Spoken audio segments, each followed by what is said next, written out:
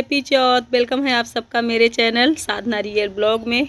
Morning का time है, 6 तारीख है। आज है सकट चौथ, तिल चौथ जो भी कहते हैं। ठंड के मौसम में माघ के महीने में ये मनाई जाती है। तो बस आज का व्रत है और मैं नहाने के बाद से ब्लॉग अपना स्टार्ट कर दी हूँ। बाल धुल के नहाई हूँ। ठंड तो वैसे कड़ाके वाली है। इस ठंड में व्रत रहना थोड़ा सा मुश्किल होता है, बट एक साल में त्यौहार ये वाला आता है तो एक्साइटमेंट होती है।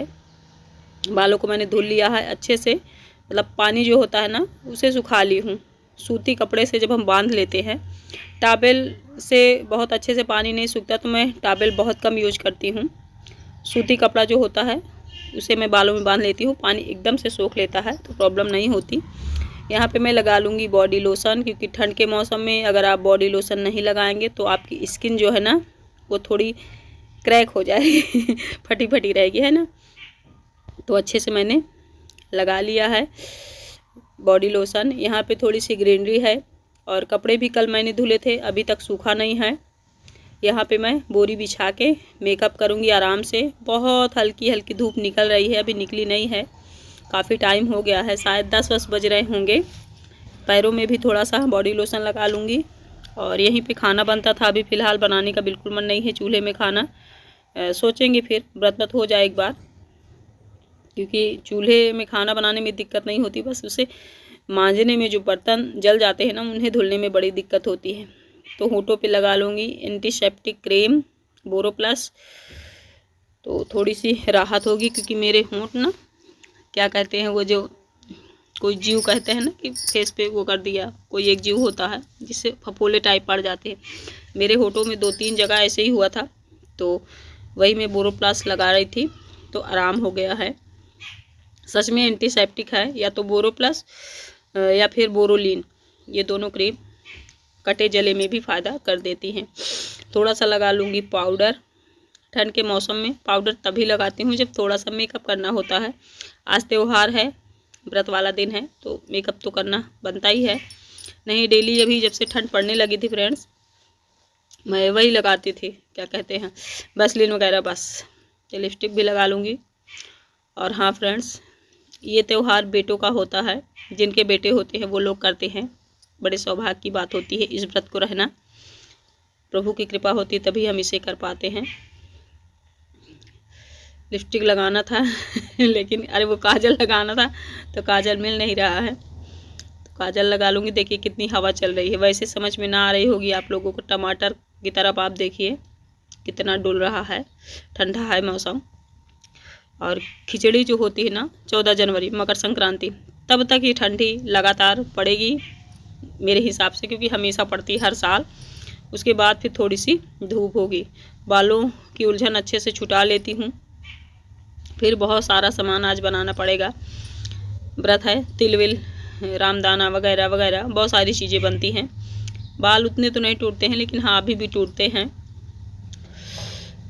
तो बालों को जल्दी से बना लूँगी। कभी कभी मैं ध्यान मुद्रा में चली जाती हूँ सोचने लगती हूँ, क्योंकि हमारी लाइफ में ना फ्रेंड्स ऊपर नीचे कुछ ना कुछ होता रहता है, अप डाउन। तो वो सारी चीज़ें हम कभी कभी सोचने लगते हैं, खुशी के मौके में भी हम उसे सोचने लगते हैं। क्योंकि जितना हम झेल के आगे बढ़ते हैं ना, उतना हम सोचते हैं यार हम ही थे। चलिए चलते हैं, पूजा करते हैं, पाठ करते हैं। हाथ में चूड़ी नहीं है, बस अब शाम को पहनूंगी जब पूजा करूँगी सकट वाली। अभी सामान एकत्रित करना है, कूटना है, पीसना है, फिर बनाना शुरू करना है। बहुत सारा काम है फ्रेंड्स। आज है सकट चतुर्थी और मैं रेडी सेडी हो गई हूँ मतलब ये साड़ी मैंने हर छठ वाले दिन पहनी थी, उसके बाद दोबारा आज पहनी हूँ। पता नहीं ये साड़ियाँ मुझे अच्छी नहीं लगती। ये साड़ी का इतना ज़्यादा चटक कलर है, चटक का मतलब तेज, कि थोड़ा सा अजीब लगता है। बट मैंने ब्लाउज सिलाया था, सोचा एक आध दिन पहन लूँ, तो पहन ली हूँ। चलिए चलते हैं, पूजा पाठ कर लेते हैं।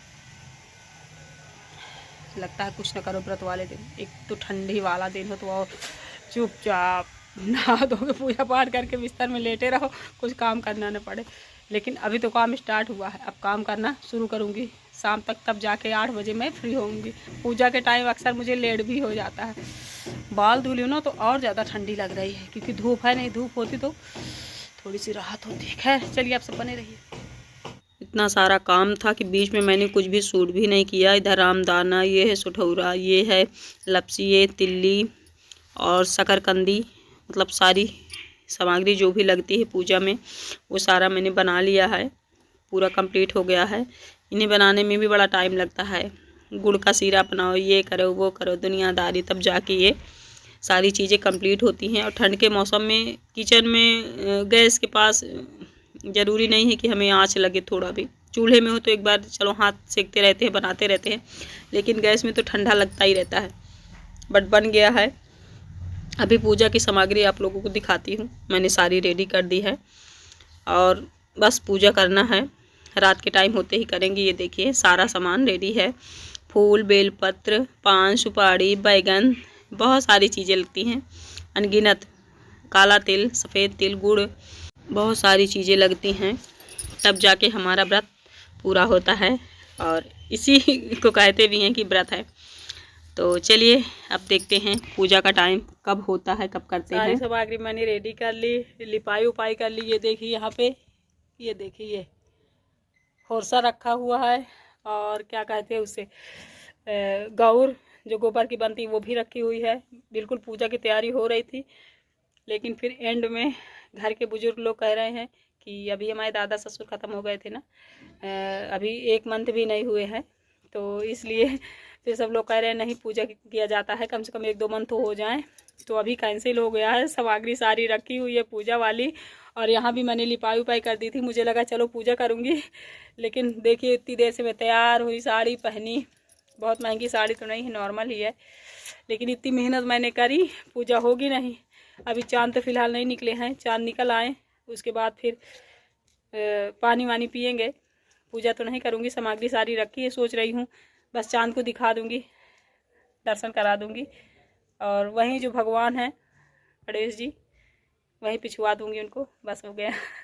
तो हम लोग तो ऐसे ही सकट मना रहे हैं फ्रेंड्स। आप लोग कैसे मना रहे हैं कमेंट करके मुझे बताना।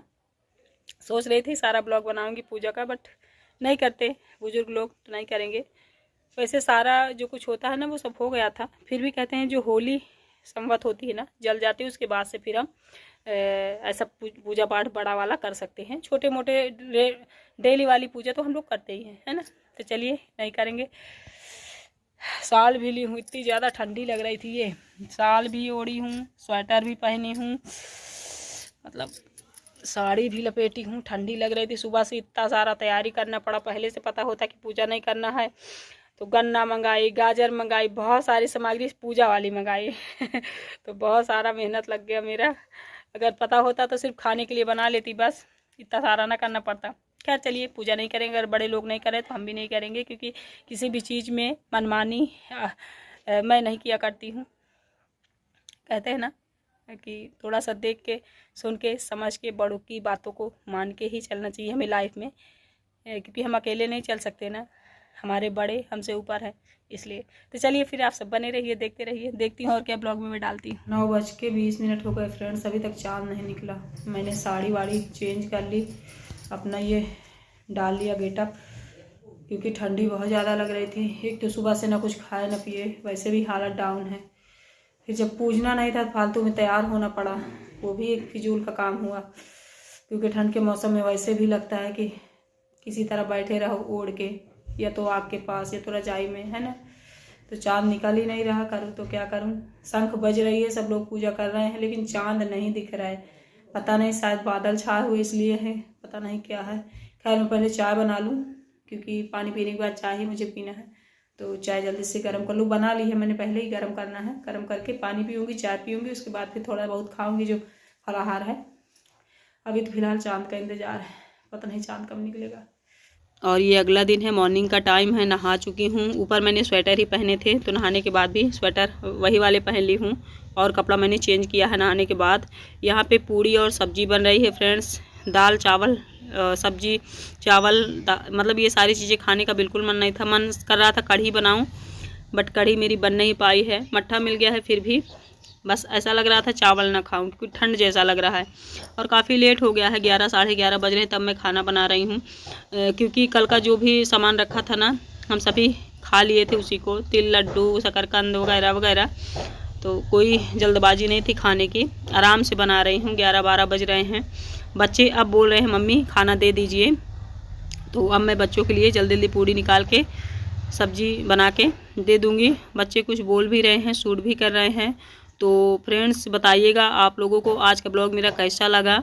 पूजा नहीं कर पाई आप लोगों से, मैंने बताया रीज़न, क्योंकि कोई भी काम हो, कोई भी चीज़ हो, व्रत वगैरह हो, पूजा पाठ हो, तो अपने बड़ों से पूछ कर ही करना चाहिए। कितना भी हम बड़े हो जाएं, बड़े जो करते हैं हमें उसे ही फॉलो करना चाहिए। अपने मन का इन सब चीज़ों में कभी भी नहीं करना चाहिए, क्योंकि ये सारी चीज़ें पुरानी चली आ रही होती हैं। इनमें जब हम मनमानी करते हैं तो अपना खुद का ही नुकसान हम करा लेते हैं। इधर मेरी गर्मा गर्म पूड़ियाँ तली जा रही हैं, मैंने तल ली है। ठंड के मौसम में पूड़ी पराठा ये सारी चीज़ें खाने में कोई दिक्कत नहीं है, उतना ज़्यादा नुकसान नहीं करती। गर्मी के मौसम में इसे अवॉइड करना चाहिए। ये है अमरूद और टमाटर की चटनी, और ये हमारी गर्मा गर्म सब्जी, और ये है खाना। चलिए फिर खाती हूँ, मिलती हूँ आप लोगों से कोई अच्छी सी न्यू वीडियो के साथ। Bye, thank you so much.